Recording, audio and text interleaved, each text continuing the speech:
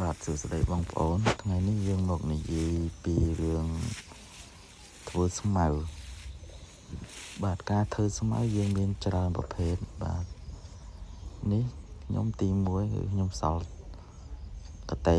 បាទបងប្អូនកតេច្រកជីអាចមន់ហើយយើងយកមកគ្របស្មៅអញ្ចឹងបងប្អូនគ្របវាទៅវាងាប់តែ3 4ថ្ងៃក៏ងាប់ដែរហើយទី2គឺយើងបាញ់ថ្នាំទី2យើងបាញ់ថ្នាំបាទនេះយើងចាប់ផ្ដើមបាញ់ថ្នាំហើយបងប្អូនស្មៅច្រើនពេកយើងធ្វើអត់ឈ្នះទេបងប្អូនជំរើសទី3ហ្នឹងគឺយើងធ្វើដោយដៃថ្នាំកូននេះធ្វើអត់ឈ្នះទេបងប្អូនតោះតែយើងបាញ់ថ្នាំឲ្យបងប្អូនទៅលឿន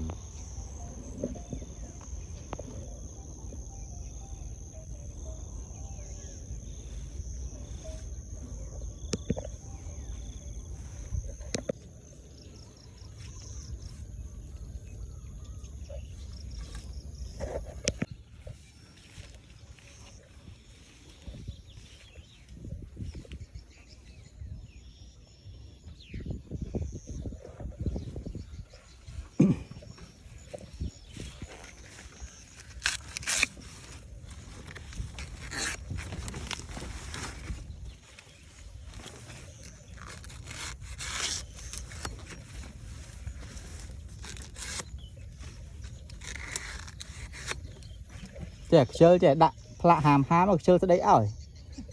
ដឹងអ្នកណាមកដឹងទាំងអស់ហ្នឹងខ្ញុំដឹងអស់ហ្នឹងតែខ្ជិលស្ដីឲ្យទៅវាអាក្រក់ផ្លាកអាក្រក់ខ្ជិលដល់ទៅ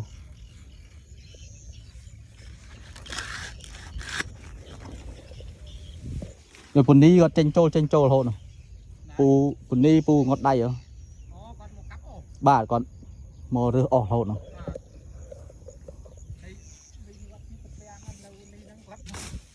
មីណាបង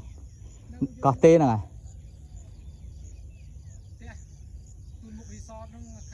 អូស្គាល់ហើយបងនេះគាត់មកដាក់សัตว์រហូតនោះខ្ញុំទៅប្រាប់គាត់ទៅបងនោះក៏ដាក់សัตว์រហូតឥឡូវលេងមកហើយថាខ្ញុំកាយបន្លែឲ្យលេងឲ្យចូលហើយបងខ្ញុំធ្វើលបងធ្វើអីឥឡូវគាត់បាទដាក់សัตว์គាត់លក់បាទហ្នឹងហើយ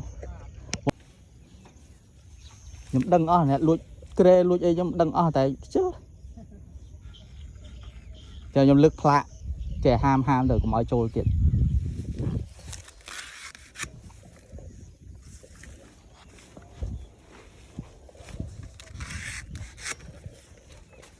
ដល់លួចដាក់សិលល្មកមកនោះដីអាលួចនេះ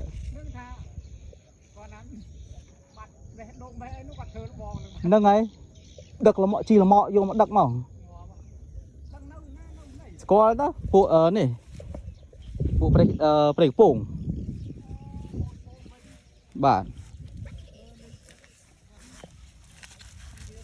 គេស្គាល់គេដឹងតែគេខ្ជិល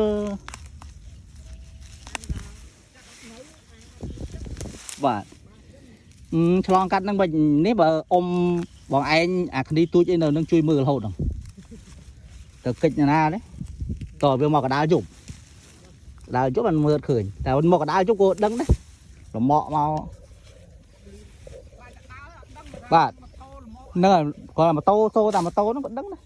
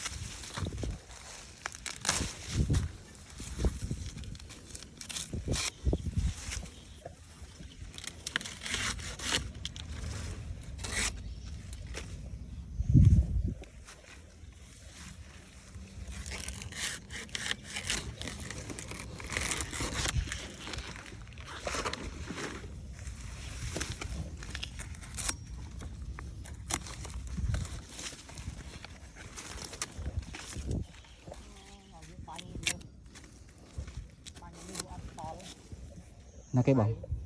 bát